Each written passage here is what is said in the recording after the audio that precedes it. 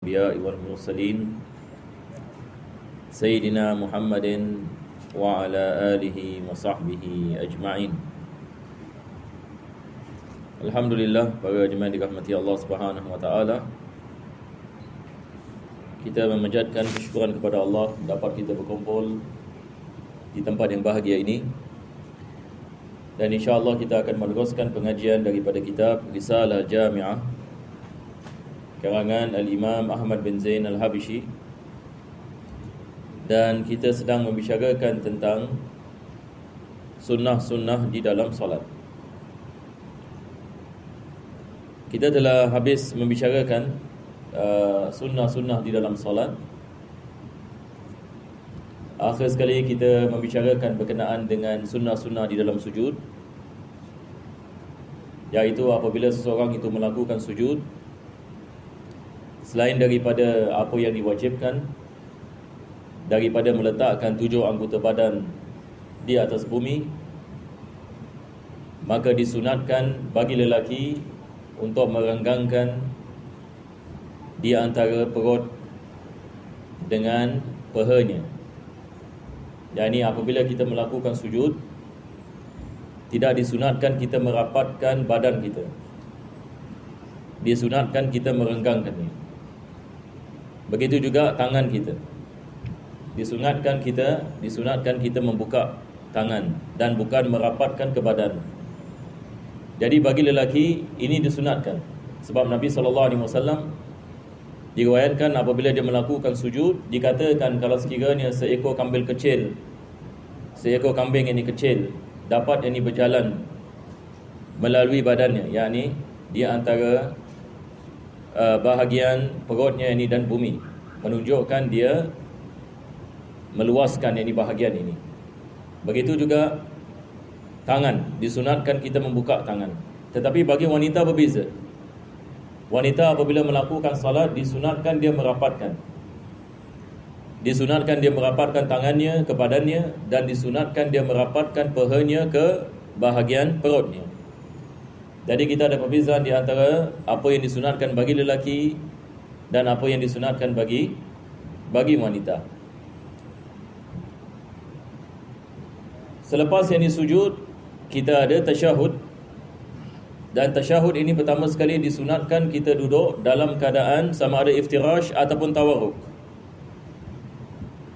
Kalau kita melakukan duduk tasyahud awal, disunatkan kita melakukan iftirash, iaitu kita menghamparkan kaki kiri dan kita menegakkan kaki kanan.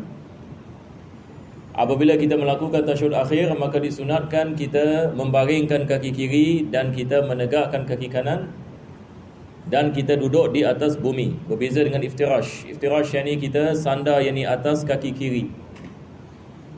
Jadi disunatkan kita duduk sedemikian.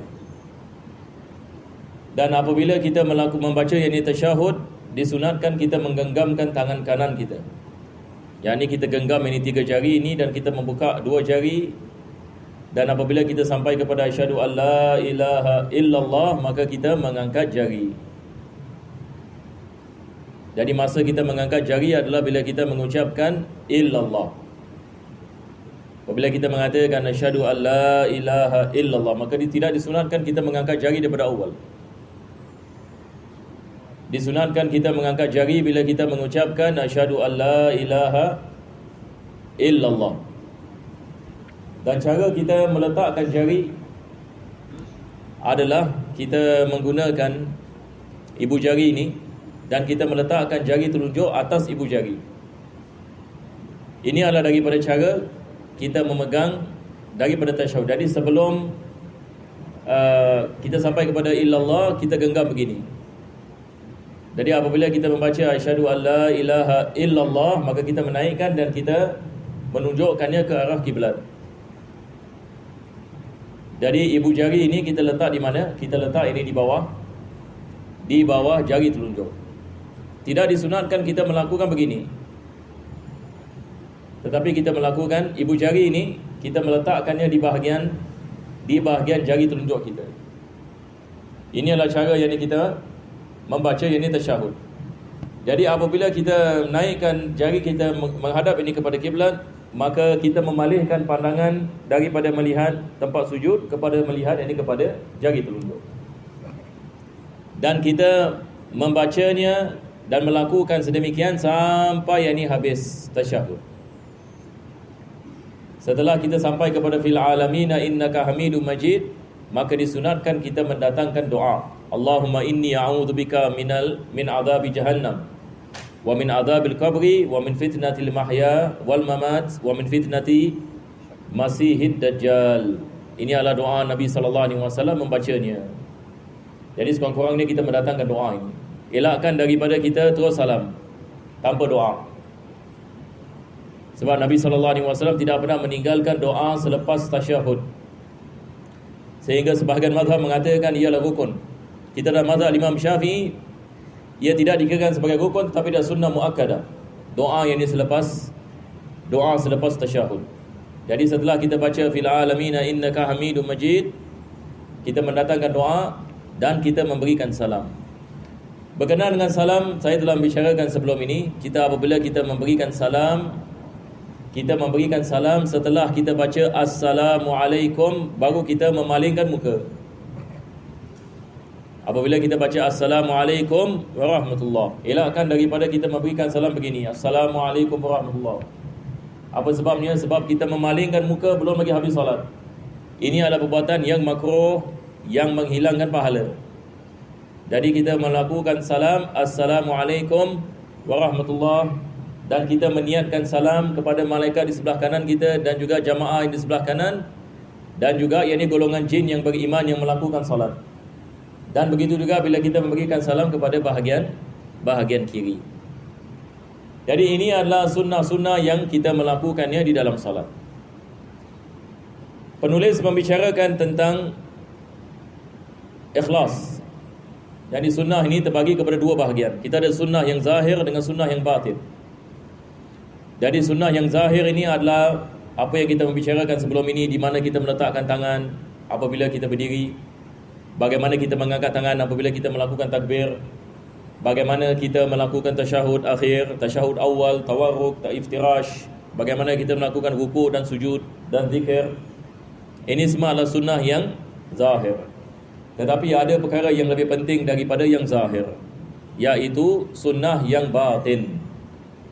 Sunnah yang batin misalnya adalah ikhlas. Satu orang melakukan salat dan dia melakukan salat ikhlas kerana Allah, tidak ada riya. Bukan untuk menunjuk-nunjuk kepada orang lain, ataupun bukan ujub, bukan merasakan dirinya melakukan salat ini sebagai satu orang yang luar biasa ke ataupun masya-Allah dan sebagainya. Tetapi dia melakukan salat ini kerana Allah Subhanahu Wa Taala, untuk mendapatkan keridaan Allah dan meletakkan harapan kepada Allah Subhanahu Wa Taala. Jadi ini adalah daripada sunnah batin. Daripada sunnah yang batin juga yang paling penting adalah mendapatkan khusyuk di dalam salat. Ini adalah daripada maksud kita melakukan salat. Bagaimana kita nak mendapatkan khusyuk dan khudu'? Yang paling minimum, Imam Ghazali mengatakan khusyuk yang paling minimum. Khusyuk yang paling minimum dalam salat adalah apa? Imam Ghazali mengatakan paling minimum khusyuk dalam salat, kita memahami apa yang kita baca. Paling minimum. Yani bila kita melakukan takbir Allahu Akbar, kita faham maknanya. Apabila kita membaca doa iftitah, kita memahami maknanya. Apabila kita membaca surah Al-Fatihah, kita memahami maknanya. Yani maksudnya apabila kita membacanya, kita merenungkan maknanya. Jadi bila kita baca Fatihah, bila kita baca surah, bila kita baca takbir, zikir dalam rukuk dan i'tidal dan sujud dan duduk di antara sujud dan tasyahud, apabila kita mendatangkan zikir dan doa, kita memahami maknanya. Ini adalah khusyuk yang paling minimum, sekurang-kurangnya. Jadi kita apabila masuk ke dalam solat, kita boleh test kita punya diri. Kita tadi solat misalan letaklah 3 minit tadi solat zuhur. Berapa persen kita mendapatkan khusyuk di dalam solat? Kita boleh tahu. Kita boleh agak. Yani apabila kita masuk ke dalam solat, Berapa banyak kita ingat kepada Allah Subhanahu Wa Taala di dalam salat? Ini adalah soalan yang perlu kita menanyakan kepada diri kita dan perlu kita muhasabah. Bagaimana dengan solat kita hari ini? Ataupun adakah ini kita melakukan salat dalam keadaan yang mana kita masuk ke dalam salat tapi pemikiran kita semua ini tentang perkara yang di luar sana? Kalau sekiranya kita masuk ke dalam salat tetapi kita tidak memikirkan tentang salat, maka apa yang kita kena buat adalah kita nak kena muhasabah dan kita nak kena apa orang mengatakan? Kita nak kena melakukan sesuatu. Sebab kita ada masalah. Kita sedang menghadapi masalah. Masalah spiritual. Bagaimana kita nak memperbaiki keadaan kita tiap-tiap kali kita masuk ke dalam salat, kita nak lebih baik daripada yang sebelumnya. Jadi bila kita masuk ke dalam salat, kita lihat berapa banyak kita ingat kepada Allah Subhanahu Wa Taala dalam salat. Maka kalau tak, yakni salat kita tidak akan memberikan apa-apa kesan. Bagaimana salat kita akan memberikan kesan? Dia akan memberikan kesan apabila kita ingat kepada Allah di dalamnya. Dan ini adalah daripada maksud Allah mengatakan dalam Al-Quran, wa aqimis salata li dzikri.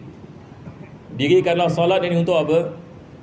Untuk ingat kepada Allah Subhanahu Wa Taala. Jadi salat ini dia adalah daripada sebab yang mana dengannya kita dapat mengingati Allah ini di dalamnya. Mudah-mudahan Allah Subhanahu Wa Taala memberikan kepada kita taufik dan hidayah. Para ulama kita ada mengajarkan beberapa perkara bagi kita usahakan atas salat. Dan ini adalah perkara yang agak luar biasa. Kenapa yang ini luar biasa? Sebab mereka mengatakan apabila seseorang itu mengingati Allah di luar salat, dia akan mengingati Allah dalam salat. Yakni bagaimana kita dapat usahakan untuk mengingati Allah dalam salat, maka kita nak kena mengingati Allah di luar salat. Sebab kalau kita sudah biasa mengingati Allah Subhanahu Wa Taala di luar salat, maka ia akan menjadi mudah bagi kita ingat kepada Allah di dalam salat. Jadi kalau kita biasa ingat kepada Allah di luar salat, maka kita masuk ke dalam salat, dia dah jadi natural, kebiasaan. Tetapi kalau sekiranya di luar salat kita tidak ingat kepada Allah, bila kita masuk ke dalam salat, susah kita nak ingat kepada Allah. Sebab kalau pemikiran kita dah biasa dengan perkara-perkara yang lain, jadi kebiasaannya susah kita nak kontrol kita punya thoughts.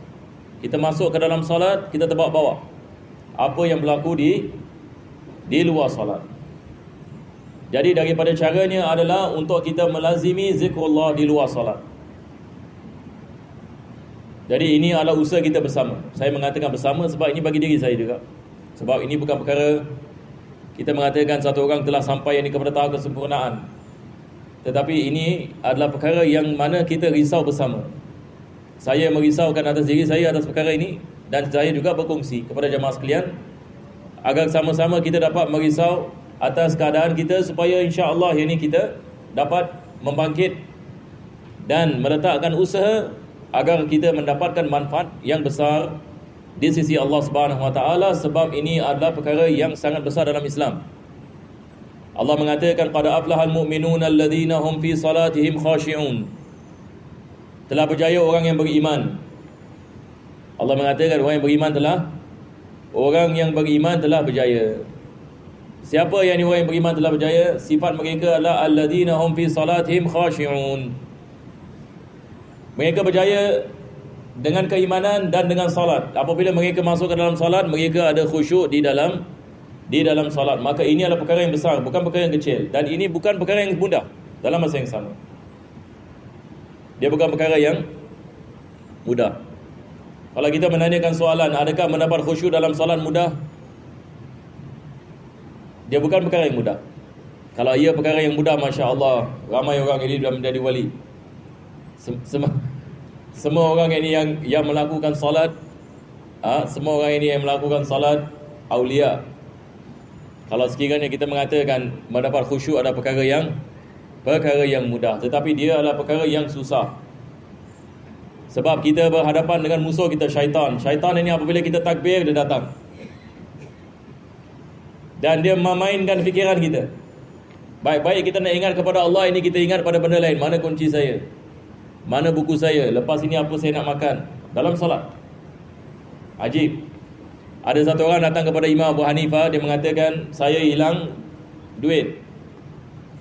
Imam Abu Hanifah mengatakan, solatlah kamu 2 rakaat. Jadi dia pun solat 2 rakaat. Allahu Akbar. Dalam solat dia teringat mana dia letak duit. Jadi dia cepat-cepat habiskan solatnya. Dia kembali kepada Imam Abu Hanifah, dia mengatakan, Masya Allah, ini imam ni luar biasa. Dia boleh tahu ini bagaimana aku dapat selesaikan masalah aku ini. Maka dia mengatakan, ya imam, saya dalam solat saya teringat ini mana duit. Maka Imam Abu Hanifah mengatakan, apabila seorang itu melakukan solat, maka datang syaitan. Dan syaitan akan mengingatkan kita benda-benda yang akan menghindarkan kita daripada khusyuk. Dia tahu kalau dia ingatkan kita itu dan ini, habis. Kita akan hilang kita punya khusyuk. Jadi dia akan was-was. Kita apabila kita melakukan salat, dia was-was. Macam-macam dia was-was. Hari ini apa nak buat pada waktu malam. Nanti sekejap lagi kita akan ada meeting. Apa nak cakap dalam meeting. Dan kita nak makan di tempat ini hari ini. Dan apa yang nak order. Dan air apa nak minum. Dan sebagainya. Ini adalah musuh kita yang pertama. Musuh ini yang kedua adalah nafsu kita. Yang lebih dahsyat daripada syaitan. Nafsu kita lebih dahsyat daripada syaitan. Syaitan ini dia was-was. Nafsu kita ini dia juga memberikan kesan kepada pemikiran kita. Dan bisikan daripada nafsu ini dikenali sebagai hawa. Jadi kita ada was-was dan kita ada hawa. Sebab dalam Al-Quran Allah mengatakan wa nahan nafsa 'anil hawa. Yakni dia dapat menahan dirinya daripada hawa. Hawa ini apa? Hawa ini dia adalah bisikan daripada nafsu. Nafsu yakni menggalakkannya untuk melakukan satu maksiat. Jadi kita nak melawan nafsu ini adalah perkara yang susah. Nak melawan bisikan syaitan juga bukan perkara yang mudah. Jadi bila kita masuk ke dalam salat, kita menghadapi syaitan dan juga nafsu. Jadi itu sebab tadi kita mengatakan mendapatkan khusyuk dalam salat memerlukan usaha. Sebab dia bukan perkara yang mudah. Kita berdoa mudah-mudahan Allah Subhanahu Wa Taala memberikan kepada kita kemudahan. Penulis mengatakan wa yanbaghi al-i'tina'u bil ikhlasi wa huwa al-'amalu lillahi wahdahu. Beliau mengatakan adalah wajar bagi seorang mukmin mendapatkan ikhlas dan dia adalah beramal kerana Allah sahaja. Wa yanbaghil hudur wa huwa an ya'lama bima yaqulu. Perkara yang kedua beliau mengatakan dan wajar bagi seorang mukmin dalam salat mendapatkan khusyuk, iaitu dia mengetahui apa yang dia baca. Ini adalah kadar yang minimum kita mengatakan. Wa yaf'alu wal khusyu'u wa huwa sukunul a'dha. Dan juga yang ini daripada makna yang ini khusyuk adalah anggota kita dalam keadaan tenang. Anggota badan kita dalam keadaan tenang dan hati kita hadir. Yani hati kita ini hanya memikirkan tentang salat. Wa tadabburul qiraati wa tafahumuha. Fa innama yataqabbalu Allahu minas salati biqadril hudur. Jadi penulis ini mengatakan dua perkara di sini. Pertama sekali adalah dia memahami apa yang dia baca. Yang kedua adalah anggota badannya dalam keadaan tenang dan hatinya dalam keadaan mengingati Allah Subhanahu Wa Taala. Maka ini yang dimaksudkan dengan khusyuk dan khudu'. Khusyuk dan khudu'. Dan beliau mengatakan dan Allah hanya menerima salat kadar bahagian yang mana kita mengingati Allah. Yani kalau kita melakukan salat misalan daripada takbir hingga ke salam, kita ingat kepada Allah 5%.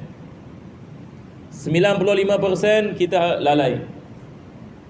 Maka kita mendapat pahala atas 5%. Ini yang beliau mengatakan. Yani kadar yang mana kita mengingati Allah, kita akan mendapatkan pahala. Ada orang yang dia melakukan salat 10%, dia ingat kepada Allah. Ada orang 20%, ada orang 30%. Ada orang 50-50. Sekejap ingat kepada Allah, sekejap lalai. Lepas tu ingat balik, sekejap lalai. 50-50. Ada orang Masya Allah yang ni 70%. Kebanyakan daripada salatnya dia ingat yang ni kepada Allah. Ada orang 90%. Ini adalah orang yang sentiasa kebiasaannya melakukan salat, maka tidak ada masalah. Tetapi ada orang yang mungkin 2%, 3%. Jadi dalam satu jamaah 50 orang, tak sama kita punya kadar ini khusyuk dan khudu'. Jadi ini adalah perkara yang perlu kita usahakan. Wa yahumu riya'u fi salah. Diharamkan ada sifat riya'. Sifat riya' ini maksudnya sifat menunjuk-nunjuk. Elakkan daripada kita melakukan satu ibadah dan maksud kita adalah menunjukkan kepada orang lain. Jadi supaya orang ini mengetahui yang kita melakukan salat, yang kita melakukan i'tikaf, yang kita pergi ke masjid, yang kita belajar agama, ini adalah perbuatan yang diharamkan dan dia menjadi sebab amalan kita tidak diterima. Na'udzubillah min dzalik. Wa ghairiha wa huwa al-'amalu li ajli an-nas. Penulis mengatakan riya ini dia adalah beramal kerana manusia. Kita berdoa mudah-mudahan Allah Subhanahu wa taala menjadikan kita di antara hamba-hamba yang mendirikan salat dengan khusyuk dan khudu' dan diberikan ikhlas lillahi ta'ala. Amin ya rabbal alamin. Rabbana taqabbal du'ana innaka antas samiul alim wa tub 'alaina innaka antat tawwabur rahim wa akhtim bi salihati a'malana wa ajina Allah ya karim bi fadli subhana rabbika bil 'izzati amma yasifun. Salamun 'alal mursalin walhamdulillahi rabbil alamin. Taqabbalallahu minkum. Assalamualaikum warahmatullahi